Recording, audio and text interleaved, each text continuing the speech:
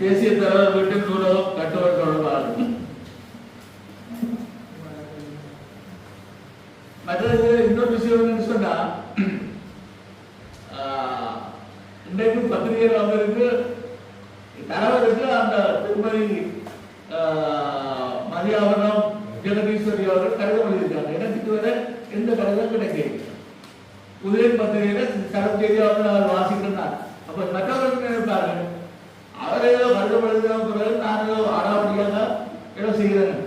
எனக்கு என்னிடம் கூட சமர்ப்பிக்கப்படையில அலுவலகத்தில் மாற்றம் சமர்ப்பிக்கப்பட்டது. பிறகு தகவலின் சட்டத்தில் திரு மயூர் அவர்கள் பெற்று பிரசுரித்தார் என்ற முறைப்பாட்டையும் எனக்கு ஒரு சில கூறுகள் சொன்னாரு. தகவலின் சட்டத்தில் அவர் அறிஞ்சு அவர் வெளியிடுவது அவர் சொல்லுங்க. அதுல நாங்கள் கிடையாது. அவர் என்னோட இருக்காரு. தகவலின் சட்டத்தில் அவரோட விண்ணப்பிச்சார் என்றால் நாங்களும் கொடுக்க வேண்டியது கடமை இல்ல. இப்ப தகவல் சட்டத்துல இதுல முழுமையா என்னன்னு சொன்னா, எங்களுக்கு இந்த விடயம் சம்பந்தமா சபையில் என்ன நடக்கிறது தெரியாது. கிட்டத்தட்ட 20 நாளைக்கு 25 நாளைக்கு பிறகுதான் திரு அமரஜனாபதி வசீகரன் அவர்கள் நானும் இந்த சபையில வந்து இந்த விடயம் சம்பந்தமா செயலாளர்கிட்ட கேட்டுறாங்க. இப்படி ஒரு விடயம் கேள்விப்படுறாங்க உண்மையும். அதுக்கு பிறகுதான் நாங்க அந்த பயில வாங்கி நாங்க பாக்குறாங்க என்ன என்ன நடந்திருக்குன்னு பாக்குறாங்க. பார்த்த அடிப்படையில திரும்ப நான் அன்றைய தினமே தகவல் சட்டத்துல கேட்டுறேன் அந்த டாக்குமெண்ட் தருது. ஆனா அவையும் தரையில்லை. ஏன்னு சொன்னா தனிப்பட்ட அவருடைய விடயங்களுக்கு சொல்லி எனக்கு தரமாட்டம் பண்ண சொல்லி போட்டுருக்கோம். ஆனா அந்த நான் பிரசுரிச்ச மேப்பு வந்து ஏற்கனவே அவையில பிரசுரிச்சது. அவையில இப்படி ஒரு மேப்பு நாங்க போடுறோம், 3 கோடி செலவழிக்கப்படுறோம், 2 கோடி எதுவும் கதைச்சு அது வந்து வாக்கு வாக்கமா வெளிநாடுகள்ல ஒரு 3-4 மாதத்துக்கு முதலே கதைக்கப்பட்டு ஒரு திட்டம் செய்து அவை தலைவருடைய தமக்கையோட கதைச்சு திட்டத்தை நடைமுறைப்படுத்த வைக்கிறாங்க. இது சம்பந்தமா அதை சுத்தி இருக்கிற மக்கள்கிட்டயோ அல்லது வெள்ளச்சுற மக்கள்கிட்டயோ எந்த ஒரு நிலைப்பாடு சம்பந்தமா எது கூட்டம் வச்சோ ஒன்றுமே கேட்கல. எங்களுடைய ஆதங்கம் என்னன்னு சொன்னா அது நாங்க இல்ல, எங்களுடைய ஆதங்கம் இல்ல. வெள்ளத்துறை உலகத்துல இருக்கிற எல்லாருக்குமே தெரியுமா அது தலைவருடைய காணி, அவ்வளவுதான். அது தலைவருடைய தமக்கையுடைய காணி என்றது எங்களுக்கு இந்த விடயங்கள் பார்க்கலாம் தெரிஞ்சது. தமக்கையுடைய காணி என்று சொன்னாலும் வல்வெட்டித்துறையில பிரதான அடையாளம் வந்து எங்கள் தலைவருடைய வீடு இருந்தது அப்படின்னு தெரியும். அது ராணுவத்தால பிடிச்சு அகற்றி ஒரே நாள்ல ஒரே இரவுல இந்த மாணவர்கள் அதை பிடுங்கி கொண்டு போனவங்க. எங்க இங்க எல்லாரும் போயிடாம மறைச்சு வச்சுதான் எல்லாம் நடந்தது. அப்ப எல்லாத்தையும் மறைச்சு கொண்டு போயிட்டாங்க. இப்ப தரையா இருக்குது. தரையா இருந்தா கூட அது தலைவருடைய வீடு என்ற பெயர்ல தான் இருக்குது. இப்ப நீங்க அதுக்குள்ள வந்து ஒரு நூலகத்தையோ இல்ல ஏதாவது ஒண்ணு நீங்க கட்டவழிக்கிறீங்க, என்ன பிரச்சனைன்னு சொன்னா ஒரு ஆள் வந்து தலைவருடைய வீடு நீங்க எடுத்து வைக்கிறார். நீங்க என்னத்தை காட்டுறீங்க? நம்ம லைப்ரரி தான் இருக்கு அல்லது ஏதாவது நினைவகம் சொல்லி சொல்லிட்டோம். உங்களுக்கு தெரியாது அதுக்குள்ள என்ன வரப்போகுது, நிலவரம் பெறப்போதா, யாருடைய பணம் பெறப்போகுது, என்னென்ன வரப்போகுதுன்னு தெரியாது. அதுல போட்டிருக்கிற விண்ணப்பத்தை நாங்க பார்த்ததுக்கு லைப்ரரி தான் இருக்குது. ஆவண காப்பகமோ அது எந்த ஒரு விஷயமே இல்லை. வெறுமனே ஒரு மாடி கொண்ட ஒரு நூலகம் மட்டும் தான் கிடக்குது. எங்களுடைய ஆதங்கம் எங்களுடைய நிலைப்பாடு என்னன்னு சொன்னா, ஊர் மக்களுடைய நிலைப்பாடு என்னன்னு சொன்னா அது தலைவருடைய வீடு அதனுடைய பேரிலேயே காலத்துக்கும் இருக்கும். அது பெருங்காணியா இருந்தா கூட பரவாயில்லை. ஆனா நீங்க அதுக்கு வீடு கட்ட போறீங்கன்றது சட்ட ரீதியா அவாக்கு உரிமை இருக்கு. அந்த காணிக்குள்ள என்ன கட்டுறதுக்கு ஏன்னா தலைவருடைய தகப்பனை தலைவருடைய தமக்கைக்கு சீக்கிரமா கொடுக்கப்பட்டிருக்கு. நாங்கள் அதை ஏற்றுக்கொள்றோம். ஆனா சட்டப்படி அவையெல்லாம் இந்த விஷயத்தை விளங்கும். அவருடைய அடையாளத்தை நாங்க சிதைக்க கூடாதுன்னு சொல்லி தமக்கையெல்லாம் தெரியும். இங்க இருக்கிறாங்களுக்கு அந்த பொறுப்பை கொடுத்து அதுக்கு லைப்ரரி கட்டுறதால வரப்போற பிரச்சனைக்கு நாங்களும் எதிர்காலத்துல பதில் சொல்ல வேண்டிய தேவை இருக்கு. எதிர்காலத்துல ஒரு குறிப்பிட்ட ஒரு 15 வருஷத்துக்கு பிறகு நீங்க நாடசபையில் இருந்தீங்க, அந்த நேரம் வேகத்தில் இருந்து போட்டு இப்போ வந்து என்ன கலைக்கிறீங்கன்னு எங்களை பார்த்து கை நீட்டி ஒரு தடவை கேட்கக்கூடாது. அந்த அடிப்படையில தான் நான் உடனே சொன்னாங்க கலைச்சாளர் சொல்லியிருக்காங்க. நான் வந்து சொன்னா நீங்க நாடசபை கூட்டத்துல போட்டு கலைச்சி போட்டு முடிவெடுக்கணும்னு சொன்னாங்க. எங்களுடைய நிலைப்பாடு அதாவது தமிழரசு கட்சியினுடைய 5 உறுப்பினர்களுடைய நிலைப்பாடு என்னன்னு சொன்னா, தயவு செய்து குறித்த அந்த நபர்களிடம் அதாவது இந்த விண்ணப்பந்த படிவத்தை ஒரு திட்டமிடலுக்காக இங்கே சமர்ப்பிச்ச அந்த நபர்களிடம் ஒரு விடயத்தை தெளிவுபடுத்துவோம். இது வந்து தலைவருடைய அடையாளமாக இருக்கிற இந்த வீடை தயவு செய்து வேறொரு தேவைக்காக பயன்படுத்தி இதை நீங்க அந்த பேரை கெடுக்க விடாமன்னு சொல்லுவோம். அப்படி இல்லை நாங்க அது சம்பந்தமா அதுக்குள்ள கட்டணம் கட்ட போறோம்னு சொல்லி வெளிக்கிட்டீங்கன்னு சொன்னா ஒரு தாழ்மையான வேண்டுகோள் நகர சபையான வேண்டுகோள் என்னன்னு சொன்னா பழைய வீடு இருந்தது, தலைவருடைய வீடு இருந்தது, அது இடிக்கப்பட்டாரு. அதே மாதிரியான ஒரு வீடு நாங்க அவையில கட்ட அதுக்குள்ள அனுமதிக்கிறது சம்பந்தமா நாங்கள் ஒரு அவைகளுக்கு முன்மொழி கொண்ட சபையாக தெரிவிக்கிறது நல்ல பற்றி யோசிக்கிறேன் சொன்னா அதுல தலைவர் நிலத்த போயிடும் சொன்னா கடைசி தலைவருடைய வீடு எப்படி இருந்ததோ அதே மாதிரியே அந்த வீடை புதுசாக கட்டலாம். பழைய மாடல் இருந்தாலும் அந்த கொடுத்த இன்ஜினியர் கொடுத்தா பழைய வீடு அப்படியே கட்டி தருவாங்க. இப்ப தனிப்பட்ட சொந்தத்தை சொல்றீங்க அதே மாதிரி கட்டுறத நாங்கள் எல்லாருமே சேர்ந்து அவைகளுக்கு ஒரு விண்ணப்பமா வைக்கணும் பண்றா என்ற பேரை நாங்கள் அதை திணிக்கலாம். ஆனாலும் எங்களுக்கான பொறுப்பு ஒன்று இருக்கு. முதல் கட்டத்துல நாங்கள் அவைகளுக்கு இது சம்பந்தமா தெளிவுபடுத்தி இந்த பெயர் மாறி இந்த விடயங்கள் சம்பந்தமா நாங்கள் சரியான தீர்க்கமான முடிவு எடுக்கணும் என்று அவைகளுக்கு ஒரு அட்வைஸா அந்த பழைய வீடியே திருப்ப கட்டி அதுக்குள்ள அவையல் சம்பந்தப்பட்ட அப்படிங்கிற காட்சிப்படுத்துறது நடத்துறது சம்பந்தமா காட்டுவதே இல்லை. ஆனா முதல் கட்டத்திலேயே அப்ரூவல் வழங்காமல் அவைகளுக்கு இது சம்பந்தமா ஒரு நகரசபையில் எடுக்கப்பட்ட தீர்மானம் வந்து நாங்கள் ஒரு எல்லாரும் சேர்ந்துதனும் இந்த விடயத்தை தெளிவுபடுத்தி பழைய வீடு மாதிரி ஒன்று அதில் கட்ட சொல்லியும் இப்படி கட்டுறதால ஏற்பட போற பிரச்சனை தலைவத்த வீடுன்றது அடையாளம் இல்லாம போயிருக்கின்ற விஷயத்தை தயவு செய்து நகரசபை மெம்பர்ஸ் எல்லாரும் சேர்ந்து முடிவெடுத்து நீங்க ஒரு அவைகளுக்கு தெளிவுபடுத்துறதுக்கு முன்மொழி பண்றதா என்னுடைய தாழ்மையான இதுதான் இந்த இது சட்டபூர்வமான உரிமையாளர் வெளிப்படையான மகள் மூத்த மகள் ஜெகதீஸ்வரி திருமதி மதியாபந்தன் ஜெகதீஸ்வரிக்கு சொந்தமான வீடு அவருக்கு சீதனமாக வழங்கப்பட்டது. அவருடைய பேரில் அவருடைய அட்டோர்னி தத்துவத்தை பயன்படுத்தி பவர் அட்டோர்னி கொடுத்திருக்கிறார் திரு ஆனந்தராஜ் முன்னாள் நகரசபை தலைவருக்கு.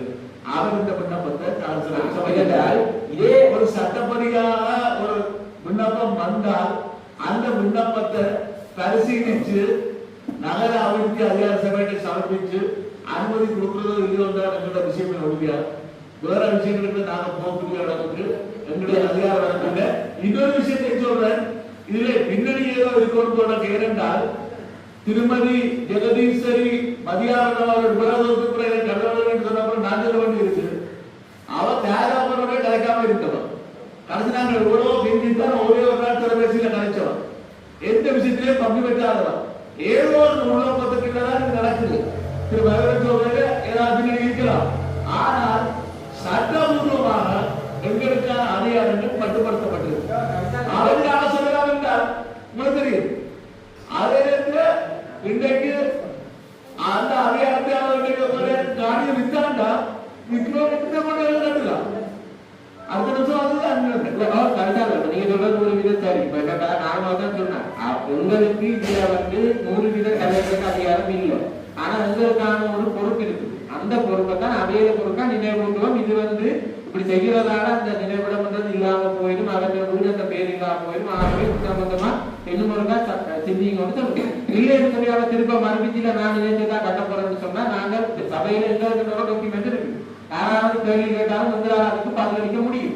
அப்படியே நீங்க ஒரு திட்டமிடக்குள்ள சமர்ப்பிச்சுட்டு அப்ரூவல் கொடுத்தா நாங்கள் என்ன பார்த்து சொன்னோம்ன்றதுக்கு சரத்துக்கு நீங்க என்ன பண்ணுறீங்க அல்லது மெம்பர் இந்த வராங்க சொல்லுவோம். அதான் என்னுடைய நிலைப்பாடு. என்ன பத்திரிகை முதலாவது இருக்கா அதையிடம் வேண்டுதலாக கேட்போம். இல்லை என்று சொன்னா அடுத்த நீங்க நகராட்சி கூட்டத்தில் போட்டு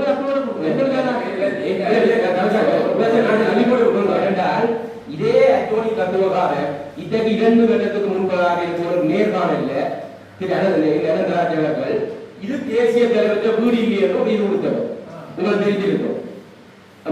தமிழ்சாலையாளர்கள் அங்க ஒரு நேர்காணல சொன்னது தேசிய தலைவற்ற வீடு அல்ல, இது தேசிய தலைவருக்கு கலைக்கிற மூக்கு தலைவர், இது தேசிய தலைவற்ற வீடு இல்லை என்று தமிழ்சாலைக்கு தெரியும். ஒரு நேர்காணல் வந்து கொடுத்தவர். சரி, அப்படி கொடுத்தவர் அட்டோனி தத்துவா வந்து தேசிய தலைவற்ற இல்ல ஒரு 3 கட்டத்தில் போட்டு உண்மையிலேயே அது மைகன் கூடியது போன்று அது உண்மையிலேயே இல்லாத வடக்கு கிழக்கு சிங்கள கொழும்புல இருந்து கூடி இங்கே மண்ணடி கொண்டு போன வரலாறு கூடி இருக்கு. செய்வா எல்லாருக்கும் தெரியும். அது உடைக்கப்பட்டது கேட்டால் அந்த தலைவர் வீடு படம் எடுத்து உடைக்கப்பட்டது. ஆனால் இப்படி உடைச்சாலும் அந்த வீட்டு நிலம் கூர்ந்தால் ஆகவே எங்களை பொறுத்தவரை அந்த பழசை நாங்கள் இப்ப உதாரணமா அப்படின்ற பூமியில கட்டக்கூடாது. அந்த இடத்தை நாங்கள் பாதிக்கக்கூடாது போன்றோம். இதே வேலை இந்த இடத்துல எங்கிட்ட போதாங்க சரியோ நாங்க இந்த சபை இதுக்கு அனுமதி கொடுத்து ஒரு கிட்ட பேர் இருந்த மாதிரி தலைவருடைய இல்லாட்டி மயிலக்கூடிய மாதிரி அவருடைய பழைய வீட்டுக்கு ஒரு பணத்தை எடுத்து அதே மாதிரி ஆக்கலாம் இந்த நிர்வாகம் அது எங்கிட்ட இது அது இறந்த வீட்டுக்கார என்ன செய்யுமோ தெரியல. ஆக எங்களுடைய நிலைப்பாடு இல்லை. அதனுடைய திரு மயூரன் அவர்களுடைய வேண்டுகோளை ஏற்று நாங்கள் அவ்வாறு வேண்டுகோளை எனக்கு கேட்டோம். வேண்டுகோளுக்கு நாங்கள் அனுப்பலாமே ஒழிய எங்களுக்கு சட்டப்பூர்வமான எந்த உரிமையும் கிடையாது. அதை அவர்கள் ஏற்றுக்கொள்வதும் ஏற்றுக்கொள்ளாது அவர்களை பொறுத்தவரை ஏற்றுக்கொள்ள இல்லை என்றால் அதுக்கு பிரகாரம் அவர்கள் நடவடிக்கை செய்யும்.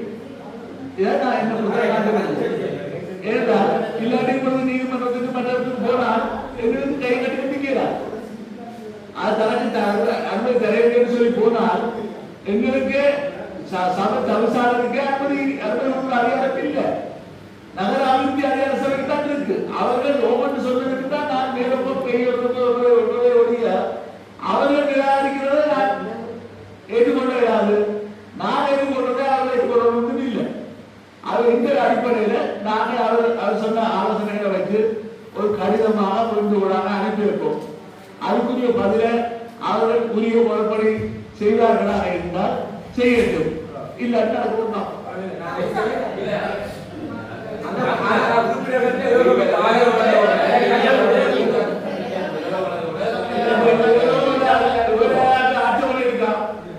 இந்த திருமணம் நாங்கள் எப்படி செய்வோம் வேண்டுகோள் இருக்கிறது வேறு யாராவது உறுப்பினர்கள் ஆட்சேபனை இருக்கா?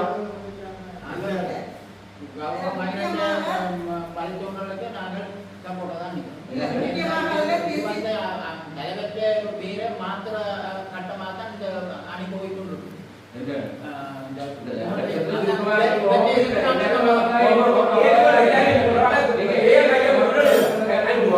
இது பற்றி அங்கே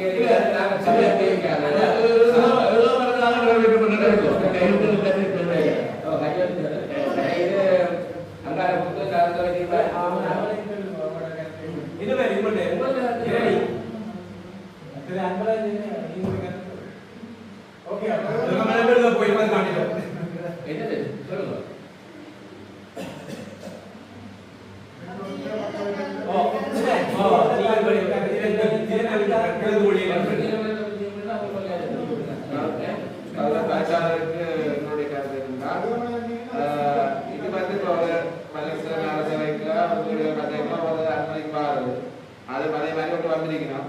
இப்ப நீங்க அதுக்குரிய நீங்க மேற்கொண்டு நடவடிக்கை எடுக்கணும்னு சொல்லிக்க அதில் எடுத்து சரியானதுன்னா அதுபடி செயல்படுறதுக்கு நாங்கள் அப்படி இல்ல அப்படின்னா கட்டப்படணும்னா நாங்கள் அரசு அனுமதி கொடுத்து கட்டணும். அந்த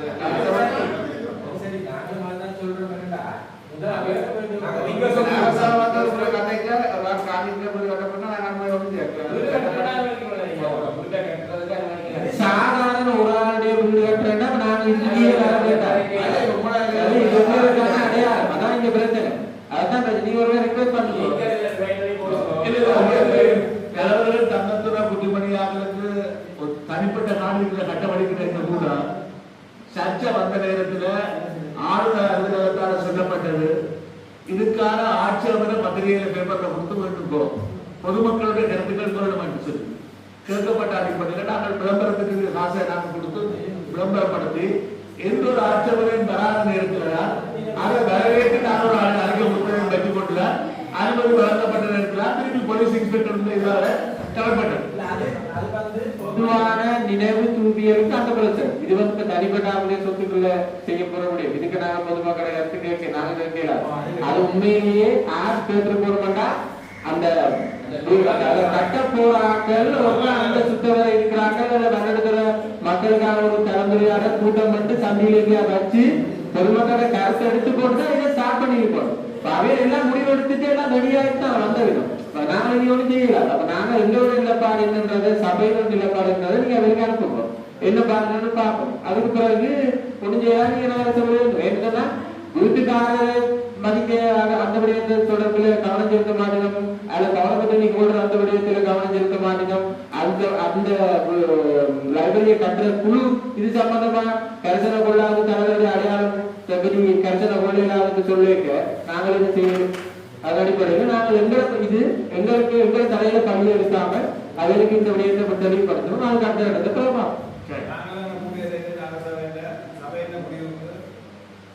இப்போ ஒரு வேண்டுகோள் இருக்கிற அதுக்கு பிறகு சபை நடத்தப்படுவதில்